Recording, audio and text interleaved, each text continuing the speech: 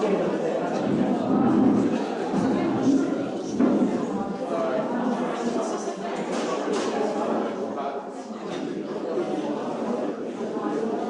can everybody hear me? If we could reassemble as soon as we can. We've got to have a question and answer session after this section, and we don't want to be getting home too late. Thank you very much. Okay. Yeah. Yeah, I'm going to announce that now. Yeah, that's no worries. We noticed a lot of people photographing the slides. You're perfectly entitled to do that, free to do that, but if there's a sheet over on the desk there, if you write your email address, we'll arrange for you to get a copy of all the slides if you want them. We want them spread as far and wide as possible. So the more people spread it around, the better.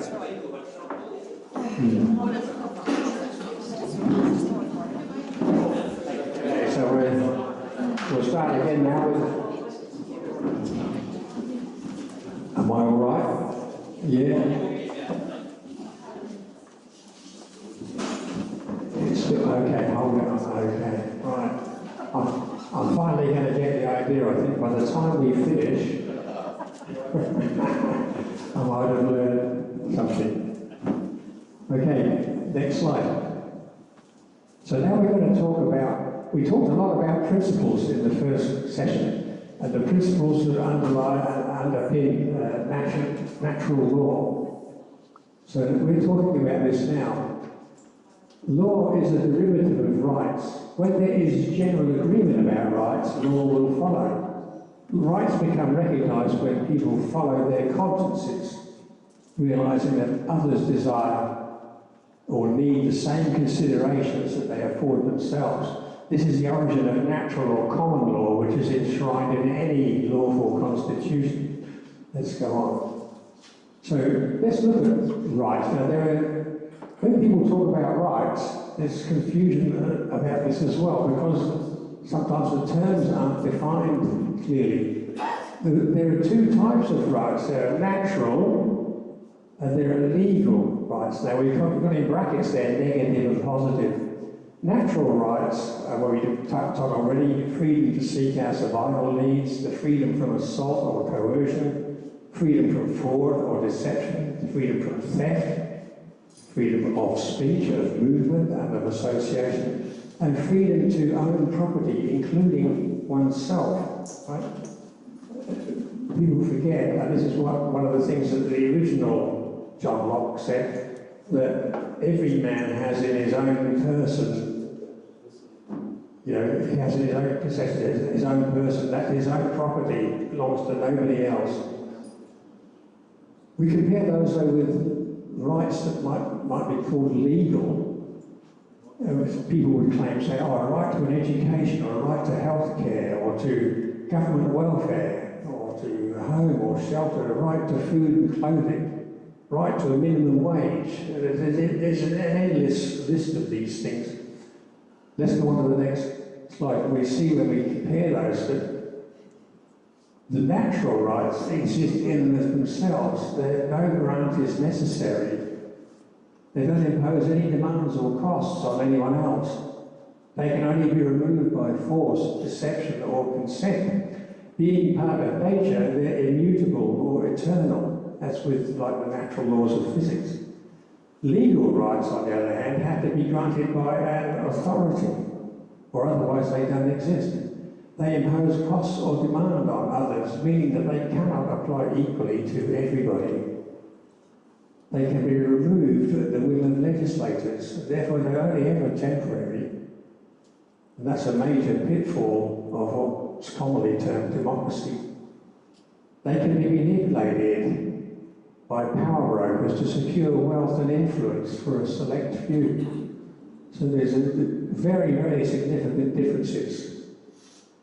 Now, when we look at English law, when we're talking about the English Constitution, in the Dark Ages, England was ruled by basically warlords.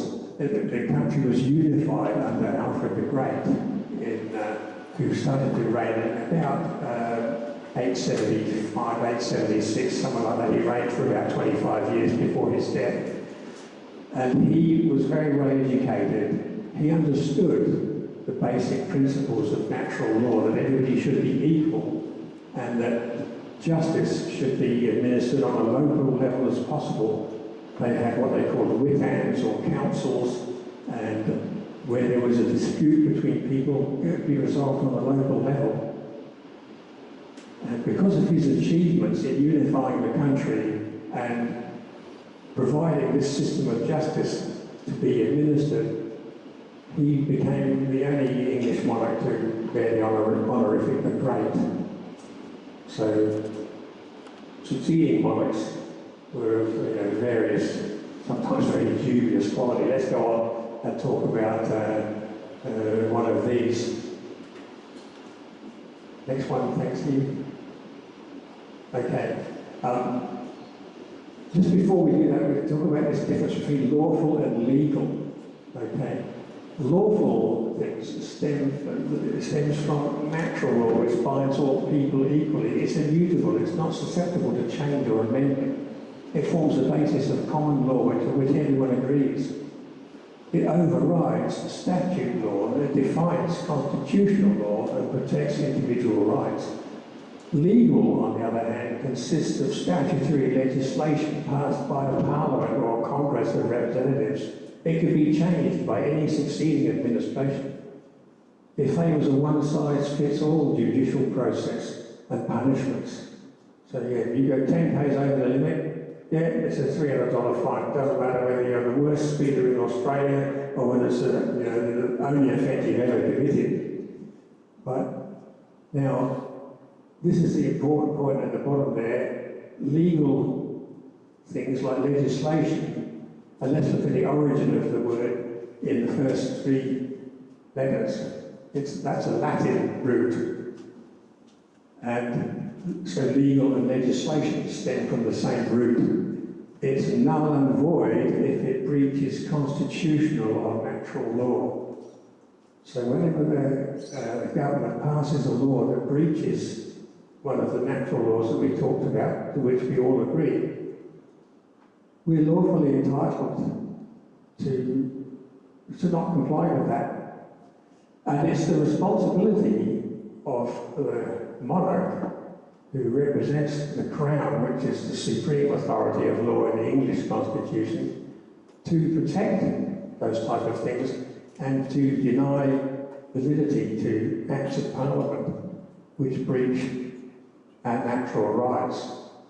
So that's been quite a while since that's ever been in effect. Let's move on. In 1199, we had the King John come to the throne. King John was generally regarded as the worst king in English history. He's probably one of the worst kings anywhere. Because of his crimes and the fact that he was such he was very good at raising money, taxed people to the hilt, and he built a huge war chest. When he was engaged constantly in wars in France, trying to protect parts of the English crown, which had property in France, owned lots of France. He lost all that in a war, and his excesses became so great. He committed so many crimes, including murder and disfiguring people. He was a complete and utter, what you might call bastard.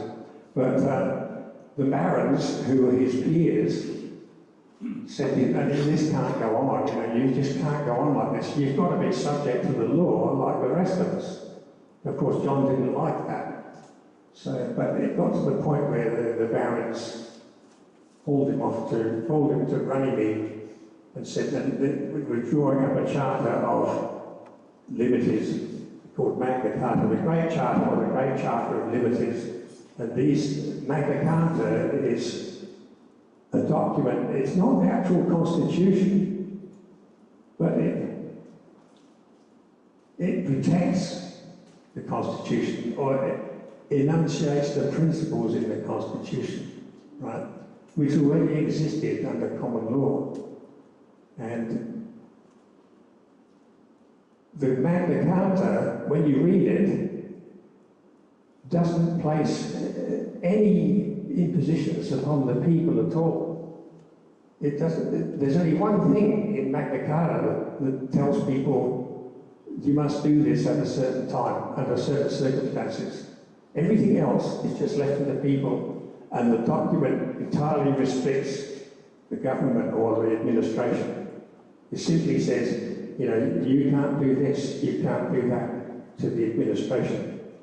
But it places no impositions at all on the people, except for in this section here. Now, there are 63 articles in Magna Carta, and despite what you may have heard, some people say, oh, well, that was annulled, you know, it was all written out under statute law and so on. That doesn't mean anything. This was an agreement between the monarch for all succeeding generations in perpetuity in states. And there was no parliament at the time. Nobody is able to come in and insert themselves in and start changing it. So, because of all these, two other points that are important, Article 39 and 40. Article 39 is the one that says that nobody should be punished or detained or, you know, fined or in any way punished at all or relieved of their property or whatever, except it be by the judgment of their peers, the jury of their peers, or the law of the land. Now, you know, if you go to a court today and say that, the magistrate will say, yeah, well, we're dealing with the law of the land here. No, they're not, they're dealing with legislation. When it says all the law of the land, it's just another way of expressing jury of the peers. That is the law of the land. So, and in Article 40 it says that they should not charge for justice, and it should not be delayed. Those 2 points, and this Article 61 are the three main ones that apply to individuals, and talking about individuals, people who live anywhere in the British Commonwealth. This was the English Constitution at first. Of course, it became Britain over a period of time. So we won't read all of this, but we've just put out these couple of bits in the middle here. The barons realised that King John would try to renege on this arrangement. He wasn't a very honourable person, that was well known, but not all of the barons opposed King John. Every tyrant's got some supporters, haven't they? Some of them would have felt, oh, well, we're probably better off if this guy stays in, and we can probably still, you know, get some advantage from it. But it provided for a committee of 25 barons that would have the authority to point out to the monarch, hey, you're doing something wrong here that's against the Constitution. And we've got, they can have 4 of their number that can report specific instances to the 25, and they then can petition the monarch to deal with those things. The monarch has 40 days to deal with that. If they don't, it says here, those 5 and 20 barons shall, together with the community of the whole realm, distrain and distress us. When he says us, this is like the royal we. This is John talking in the position of any succeeding monarch.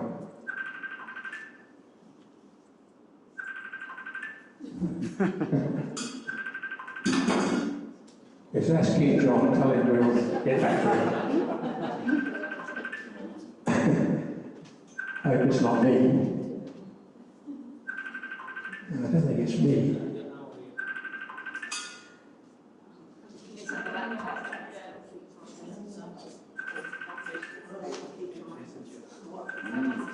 Well, I just turned mine off, so it's not me. All right.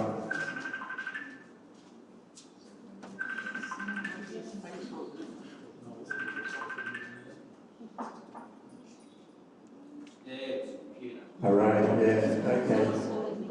No worries. Well, let's get back to what happens anyway. It says the 25 or 20 barons shall together with the community of the whole realm distrain and distress us in all possible ways, namely by seizing our castles, lands, possessions, or in any other way they can, until redress has been obtained as they deem fit. And it goes on to say, except for committing violence against the monarch or their family. So, this means that it goes on to point out that the barons have taken an oath to do this. This is their responsibility. They're acting like the committee to which the monarch has to report if they run off the rails. And we're each instructed that we should support the barons in this activity. It says, all those, moreover, in the land who of themselves and of their own accord are unwilling to swear to the 25 to help them in constraining and molesting us, we shall by our command compel the same to swear to the effect aforesaid. So that's the monarch saying, everybody's supposed to support the barons in doing this. We want equality before the law. Didn't we start talking about that? If we want equality before the law, we have to assume equal responsibility for upholding the law. It's not something that we can just outsource to somebody else. Well, I'm not really going to be bothered about that. I'll let those guys like John Locke and these other people try and do something about it. It's the responsibility of every single person. If we want to be free, you've got to constantly watch. Isn't this true in our ordinary everyday lives? It's the maximum. You're going to have a stake in the outcome as well. So. Yeah, we need, if we want freedom, we have to be prepared to stand for it. And this gives us the instruction of what to do. We're to support these barons if they do this. And it's very, very long periods of time in between the invocation of this article. It says at the end there, we shall procure nothing from anyone, directly or indirectly, whereby any part of these concessions and liberties might be revoked or diminished. And if any such thing has been procured, let it be void and null. We shall never use it personally or by another. When you think about that there, anything, we shall procure nothing, whereby any part of these, and if any such things has been procured. So that's a very broad term, isn't it? Anything. Is an act of Parliament a thing? Of course it is. Or if it's just some declaration by the monarch without even going through Parliament, says, well, this is what I want everybody to do, and if it infringes our natural rights, we're supposed to reject that. There's no accident at the bottom either. There's no accident that sound at the bottom, so it's not the final word. That's the final word in that. That's the entire text of Article 61. Now, when I was first studying this, and I was told by the people who told me about it, this means all the acts and statutes, once this article was invoked, are null and void. And I thought, how can that be? How can that be? But when I was reading this, and then I realised, well, this is what it's talking about. Now, this sounds stupid. How many of you here are aware that that has been invoked? That article is in effect, and is actually the law of the land? Yeah, not everyone, but a lot of people. But the average person in Australia, and even throughout the British Commonwealth, is not aware of that. This article was invoked in 2001, on the 23rd of March.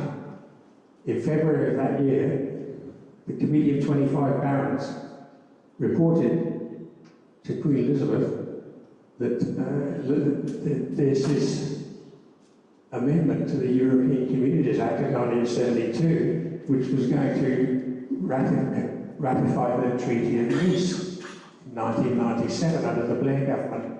And that treaty gave the EU, granted the EU, a degree of sovereignty over Britain where the EU could have put troops and police on British soil with the power to command British subjects. And they said that this is absolutely forbidden under the Constitution. No monarch has got the authority to give away sovereignty. Their job is to protect everybody's sovereignty. And to try to give it away or to allow other people any foreign power, there are other acts of Parliament that also uphold this part of the Constitution. They said that absolutely cannot be permitted. You've got 40 days to fix it up. And Queen Elizabeth sent a reply through her private secretary on the 39th day. And we will see when we go further into the section, especially the Q&A, we'll be going into some of the sections. We've got all the evidence of that.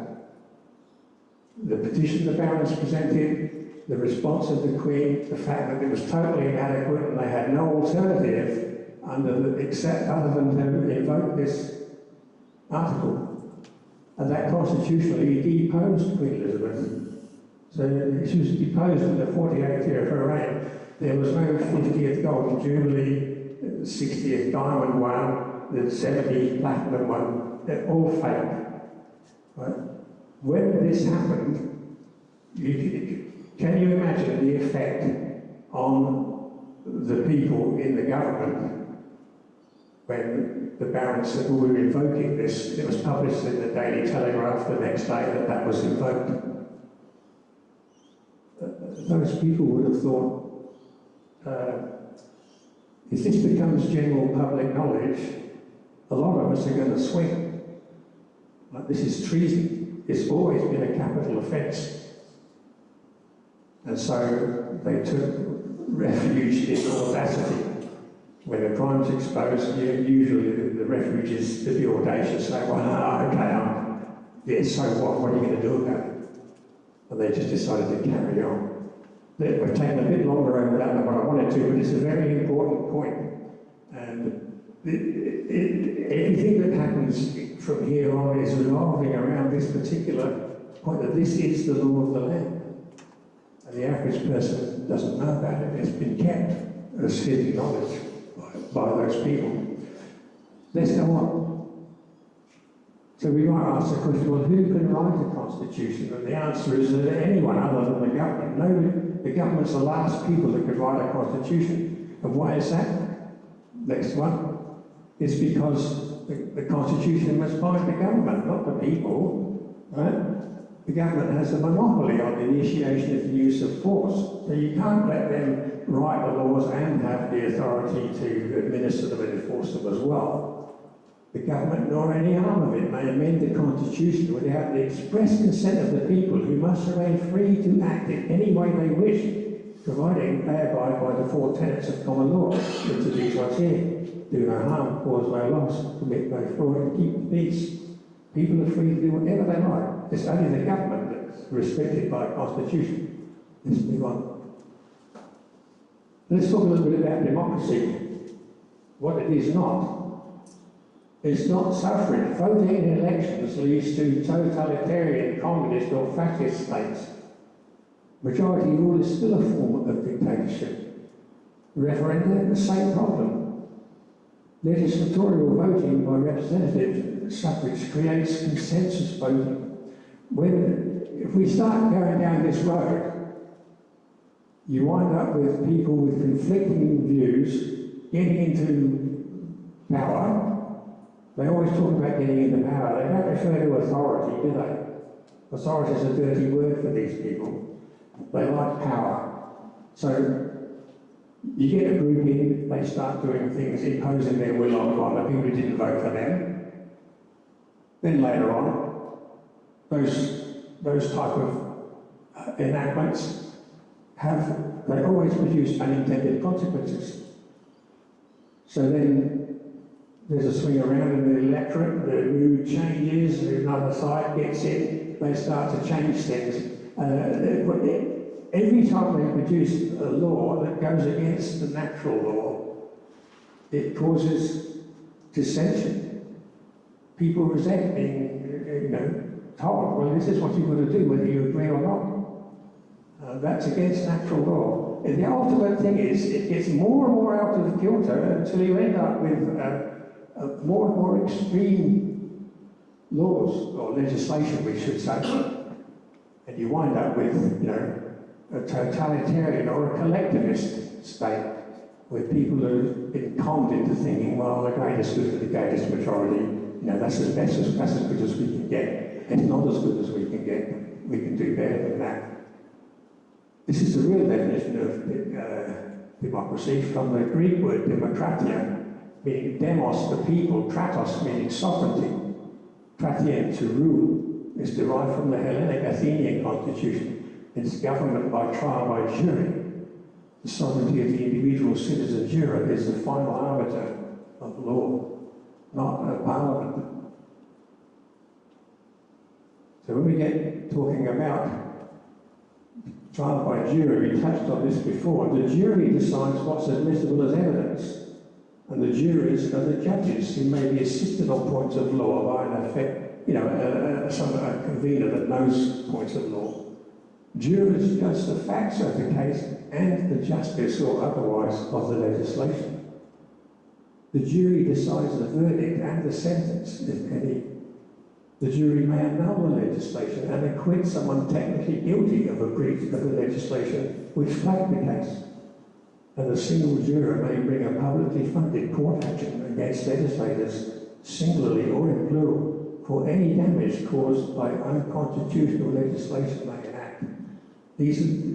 If we had this system, if we could get trial by jury reinstated, a lot of the problems that we're fronting us at the moment would just disappear. Right? If the jurors would say, this person's been brought into court for speeding or for not paying their dog licence. They haven't renewed their licence to run their business. Why do you need a licence to run your business? If you run a business, if you abolish a system of licences and everyone can start whatever business they like, people say, another big chaos, Well, if you were running a business and you did harm to somebody, say you were selling food and somebody got poisoned by the food, well, you still got the law there. That person, the victim, can still take that person to court, and the jury will decide, you shouldn't have done that. And you have to be able to trust people. I'll tell this little story, what happened in Bunbury when I was living there a few years ago. The council decided they needed more money, right? They always need more money, don't they? So they introduced parking meters in the centre of town, right? And then the limit was an hour. You could only get an hour's parking. So the people in Bunbury were quite upset about that. It's an hour, that's not really long enough. If you go to town once or twice a week and you've got to do business in 3 or 4 places, and sometimes you've got to queue up. You just can't get it all done in an hour. Then you've got to rush back to the car and pay for another hour. They complained to the council about it. But as usual, the complaints fell on deaf ears. Right? Council said, we're the council, we're the big wigs in town, we decide what's happening. So after several months, the people in Bunbury stopped going into town, right? There are other places to shop besides town, and the businesses started a nosedive. Eventually, they cottoned on, and they said, all right. They took all the parking meters out, and they had no limit on the time of parking. You could park as long as you liked. And what happened? Were there brawls in the street? People fighting over parking spots? No. People just went into town, did their stuff, and then went back. Just people are basically sensible and rational, Yeah, there were the odd ones who parked there all day, but there was still plenty of spaces. It's just an illustration that the average person is sensible. Now, some people, when you talk about trial by jury, they say, well, how can you trust an average everyday person to make a sensible decision in a trial. Don't we need, a knowledgeable judge and all this stuff there? I can understand why they would think that. But if you watch that movie that I mentioned, you can see that the people there, when you're placed in a position where you've got the authority to seriously affect somebody's life, it's not something you take lightly.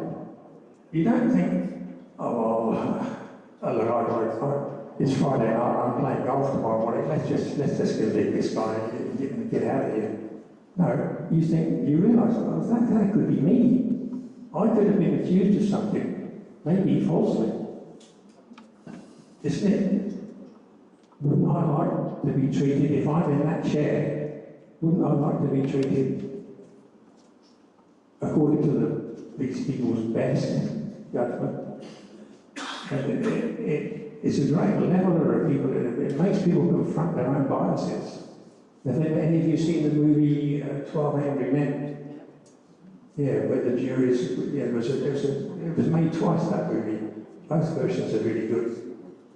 And the guy all the jurors are ready to convict this guy, this criminal, a teenager. One guy had a doubt, and eventually, during the course of the movie, he managed to convince the others there was doubt about it. And they ended up acquitting him. It showed that, and as it went through the movie, you could see the biases and the emotional things that people were carrying with them for years were coming into the courtroom and affecting what they were doing, but they had to confront it. They dealt with it. The average person is much more capable of dealing with these things than the people who want to control us give credit for. Okay, we're going to be running over time a bit here, but I hope you can bear with me. We're talking now, we go on to the treason of the Bill of Rights in 1688-89. Claims made on behalf of the Bill of Rights is that it asserts the rights of Parliament and asserts the rights of the individual and assure a Protestant political supremacy. There had been a history in England during the 16th and 17th century had been very turbulent when there were alternating monarchs who were Catholic or Protestant, and there was persecution on both sides according to what religious persuasion people had. And in fact, it was in 1688 that William of Orange and Mary, the Dutch king, were put on the throne in England because the previous successor was James II, who was a Catholic, and the people in England didn't want any more Catholic monarchs. They said, no, the Constitution says we must protect religious freedom. So that means you can't be owing any allegiance to a foreign potentate like the Pope. So the monarch had to be a Protestant. So they were brought in. And they also changed at that time the coronation oath to represent the supremacy of Parliament. But what happened actually in this under the Bill of Rights, it legally abolished the monarch's constitutional right and duty to withhold royal assent. The Bill of Rights asserted the supremacy of Parliament. Yeah, so that's Article 61, as the gentleman points out. That's void, okay? It asserted Parliament's constitutional supremacy over the monarch and the people. It buried the right to trial by jury and annulment by jury. We ended up with the judge system with now only about 1% of cases actually have a jury. It also failed to remove the Roman or Vatican rule over the City of London, enabling continued Catholic or European influence over British and Empire Commonwealth banking and finance.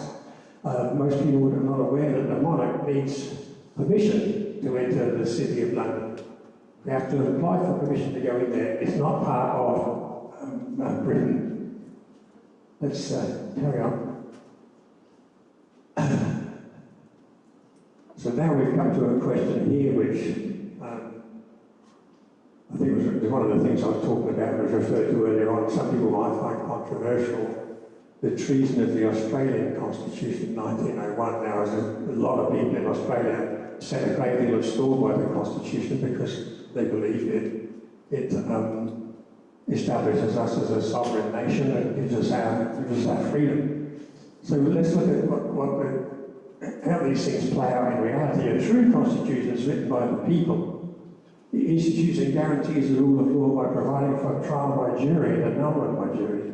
It strictly limits and binds the actions of the administration within lawful boundaries. And it provides for removals or suspension of head of state or parliament for treason or gross malfeasance. The Australian Constitution is created by a parliamentary act, so it was written by government. It asserted Parliament's constitutional supremacy over the monarch and the people via the judicature. That's in section 71, the part of which is here. The judicial power of the Commonwealth shall be vested in the Federal Supreme Court to be called the High Court of Australia, and in such other federal courts as the Parliament creates, and in such other courts as it invests with federal jurisdiction. The High Court shall consist of a Chief Justice and so many other justices, not less than 2, as the Parliament prescribes. Now, it was voted into effect by a deceptive plebiscite whereby people were not properly informed of the issues at stake. If the people in 1901 in Australia had been told, hey, we live under Magna Carta and we're free to do whatever we like, the only thing we can't do is hurt each other. But we're providing this thing here. We'll have a bunch of judges in Parliament that will tell you what to do, and there's really not much you can do about it. How many people would vote for that if they really knew the comparison of those two things? Who would vote for them to be basically enslaved by people who are all in cahoots with each other? And everybody knows that it's always big money that gets into Parliament. And well, I remember one of the great number plates I saw in Perth that said the upper crust, a bunch of crumbs sticking together. This was a deceptive thing. The omission of relevant information constitutes fraud. If you're going to try to get people to go into a contract and you leave out something that's important, which would be to their disadvantage, or otherwise it would be their advantage if they knew, that's fraud. You cannot lawfully bind succeeding generations. Even in the system that we've got now, the legalese system, it's accepted that the Parliament can't bind succeeding parliaments. You can pass a law, but another Parliament later on can amend that or repeal that law. So here we've got this agreement, agreed upon 120 years ago by people who weren't given the full information. They weren't told you've already got all your freedoms, but we're going to do this because it makes it look better. Those people agreed to that. Are we bound by that? If you agree to something with your neighbour, and then later on, you pass away, are your children bound by what you agreed? No. They didn't make that agreement themselves. So this is where the Australian Constitution is a deceptive instrument. It's designed to keep people from knowing about Magna Carta. When Magna Carta was sealed in 1215, the very same year, the Bar Association was formed to combat the influence, the effect of Magna Carta. And they've been going for 800 years, gradually influencing people and saying, well, this is the way it's got to be, it's better off this way. And the average person just is, basically preoccupied with their normal everyday life, and they don't really want to spend much time thinking about these things. It's more fun to watch the football or, have a glass of red. I like a glass of red, but I also think these are important. It's important. Are we going to preserve the freedom for our children? It's not. The freedom is not ours to give away. This person here is David Robinson. When Article 61 was invoked in 2001, David Robinson was one of the few people who realised the importance of it. He knew a lady called Elizabeth Beckett. Elizabeth Beckett was a daughter of one of Britain's High Court judges, very, very well versed in the constitutional law. And they devised a series of notices that we can send to people when they make a demand on us that's unlawful. So when this Article 61 was invoked, that suspended all Crown authority throughout the Commonwealth. Now there's no Crown authority up until now. So anyone who's claiming to act as the government, we're entitled to say, well, where's your authority from? You know, you, a public servant, have supposed to have sworn an oath to the monarch. The monarch's oath, coronation oath, to protect everybody's rights, that overrides every other oath in the Commonwealth. All public servants swear their oath to the monarch, not to the state government or to their boss, right? So David Robinson understood this, and he worked with Elizabeth Beckett. They devised these notices, and in these, when we get maybe a demand from somebody, maybe a demand for rates from the council, we can write to them and say, well, look, I'm in receipt of your demand. It's my understanding that Article 61 of Magna Carta was invoked on the 23rd of March 2001. So, as I understand it, there isn't any Crown authority. So I need you to demonstrate that you have authority or that I'm mistaken. And if you can do that, if you can do that in substance, if you can demonstrate that I'm mistaken about this, I'll comply with your demands. And we give them all the information. We send them a copy of the Baron's petition to the Queen, her reply, and all the other evidence. And the fact that we've sworn an oath to support the Barons. We can form an oath, or we can complete an affirmation. We have to display our intent that we are standing for the law. And we can do this with these people. And David Robinson had success with that. He had 100% success. In many cases, it meant that even court actions were just halted when they went through this process. We'll come to questions after that. So there are ways of dealing. There's a mechanism that we can use, provided by Article 61, to dissent lawfully from people who are claiming to have authority when they don't have any authority. This slide here refers to a page on Magna Carta 1215. This is, we've got it. Oh, that's in the files. Okay. There's a website called Magna Carta 1215.com. It's set up here in Australia. And there's a wealth of information on there. Anyway, we can go through that. We'll come to that in a minute, I think. This is the main thing, though, that we can do. We have to start fighting back against this unlawful administration. And the way to do it isn't by going into the streets or storming into Parliament and throwing the MPs out of the upper story windows. The way to do it is by dissenting and saying, I'm sorry, but as far as I understand, you don't have any authority. Now, of course, if there's just a few of us doing it, they can just try to ride roughshod over us and threaten to cause damage to us.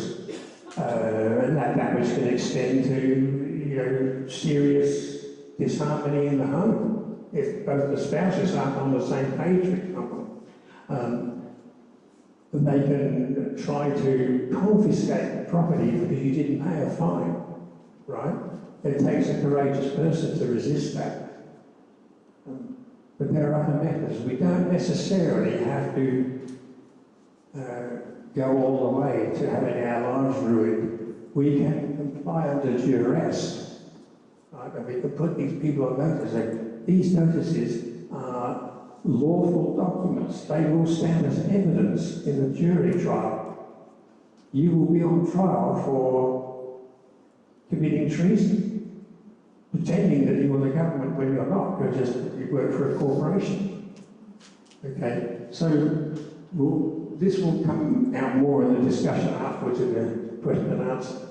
So the choice we've got really is we can decide to just go along and just let these people carry on telling us what to do, or we can understand our power.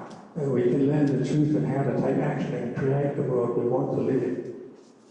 And this is the world that we want our children to live in. Right.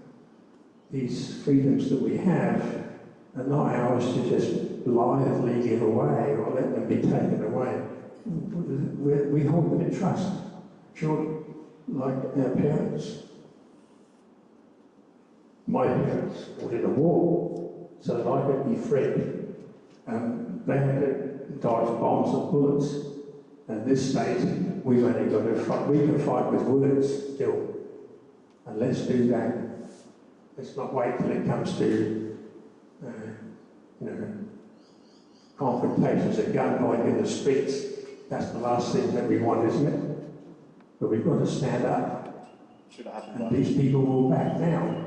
When they realise there's enough people opposing them, they'll back off.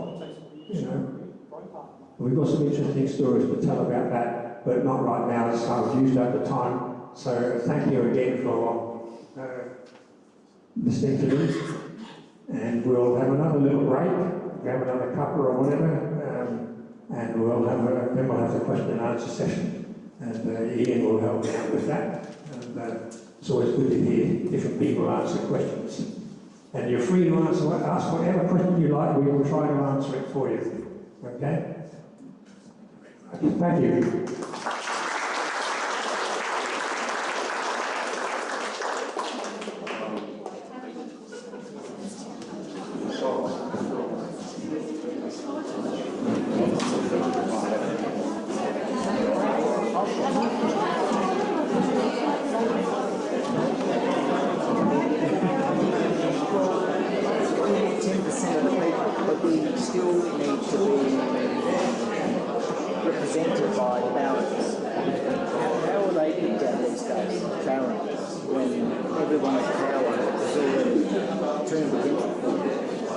That was a power discussion.